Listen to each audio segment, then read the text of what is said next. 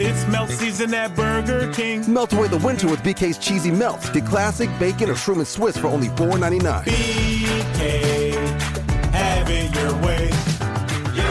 Get with 2 Whopper Junior Patties. Limited time to participate in U.S. Burger King restaurants. Price may vary. Antes de comenzar su extraordinario viaje, que impresionaría a las personas durante siglos, Jesús enfrentó un desafío monumental: la cruz.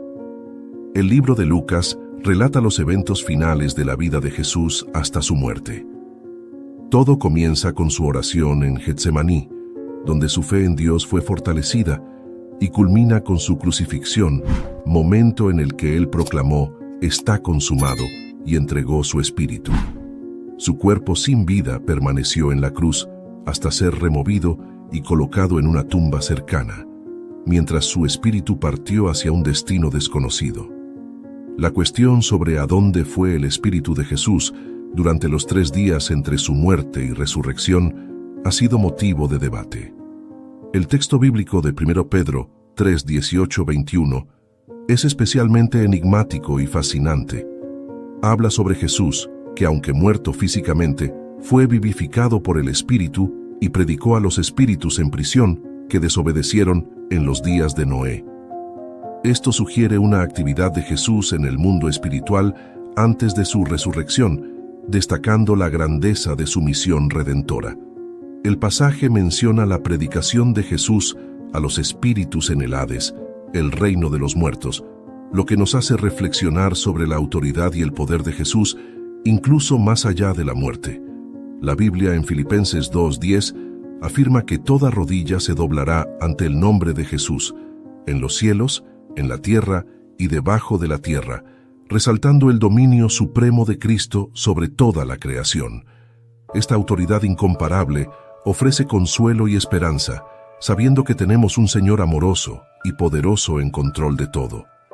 Los espíritus en prisión, identificados como los desobedientes en los días de Noé, reciben atención especial en la narrativa, aunque sus naturalezas plantean preguntas sobre si son ángeles caídos o almas humanas. El texto sugiere que Jesús no permaneció inactivo después de su muerte, sino que continuó su misión espiritual, predicando a los desobedientes de la época de Noé. Esto destaca la posibilidad de continuidad de la misión espiritual después de la muerte física, ya sea para espíritus demoníacos o almas humanas. El viaje de Jesús entre la muerte y la resurrección revela la profundidad de su obra salvadora, superando los límites físicos y temporales para alcanzar todas las esferas de la creación. Esto nos recuerda su amor incondicional y su victoria definitiva sobre la muerte, ofreciendo esperanza eterna de redención y vida después de la muerte. Reflexionamos sobre la generación perversa en los días de Noé, que fue destruida por el diluvio debido a su desobediencia. Mientras ellos fueron juzgados, Noé y su familia fueron preservados por la fe obediente, destacando el contraste entre la justicia divina y la rebelión humana. La misión específica de Jesús al predicar a los espíritus aprisionados permanece un misterio, pero sugiere una proclamación de la victoria de Dios sobre el pecado y la muerte, incluso para aquellos ya juzgados. Esto nos incita a reflexionar sobre la amplitud de la redención y el poder del mensaje de Cristo, que trasciende las barreras entre vida y muerte, tiempo y eternidad.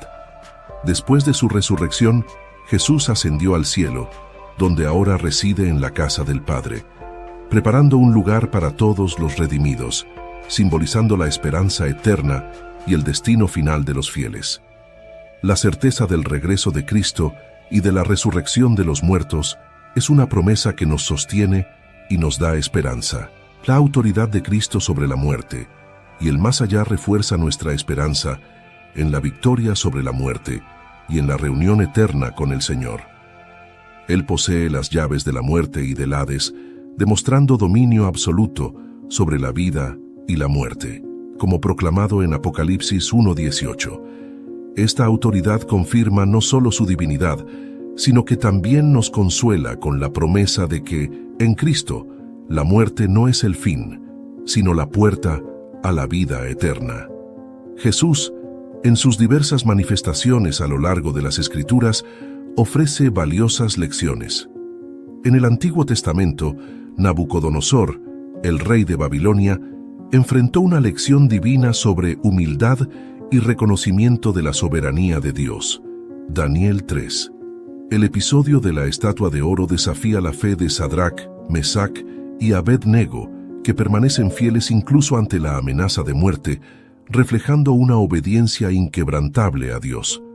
El milagro en el horno ardiente, donde aparece un cuarto hombre para liberarlos, prefigura la presencia y el poder salvador de Cristo. Tras presenciar el milagro, Nabucodonosor reconoce la supremacía del Dios de Israel y alaba la fidelidad de los tres jóvenes, destacando la capacidad de Dios para transformar incluso a aquellos que parecen distantes de su gracia. Este evento resalta la fe inquebrantable y la protección divina, prometiendo que el Señor está con nosotros, incluso en las pruebas más extremas.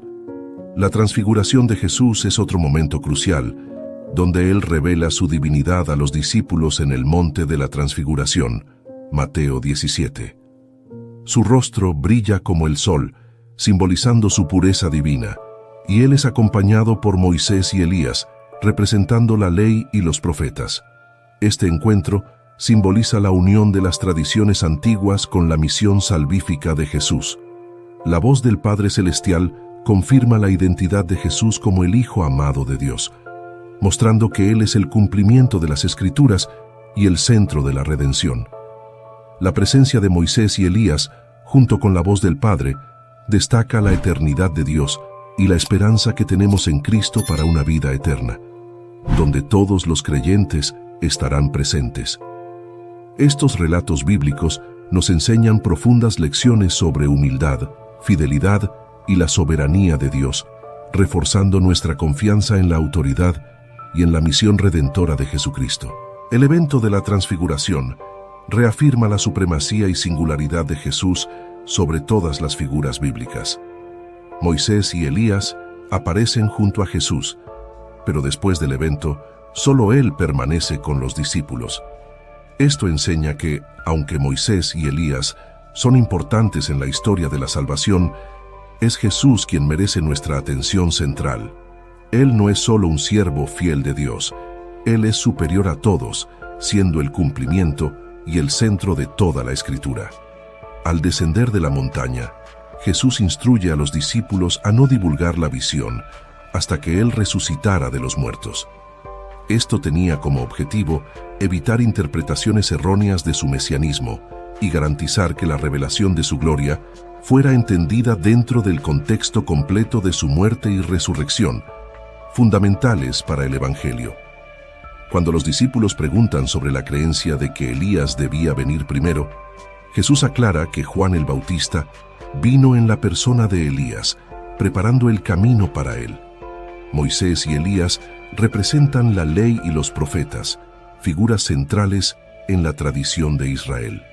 La transfiguración, donde Moisés y Elías aparecen, unifica la revelación de Dios, mostrando que Jesús cumple la ley y las profecías. Él es la solución definitiva para el problema del pecado, ofreciendo gracia y verdad que la ley de Moisés señalaba, pero no podía realizar plenamente. Este evento ofrece una visión anticipada del reino de Dios en su plenitud, confirmando la identidad divina de Jesús y su papel como el Mesías prometido. Esto refuerza la realidad del reino accesible a través de la fe en Él. Los encuentros de Jesús con el endemoniado de Gadara y con la tormenta en el mar destacan su soberanía sobre las fuerzas de la naturaleza y las espirituales malignas. Él demuestra autoridad sobre las oposiciones espirituales, incluso enfrentando desafíos y adversidades.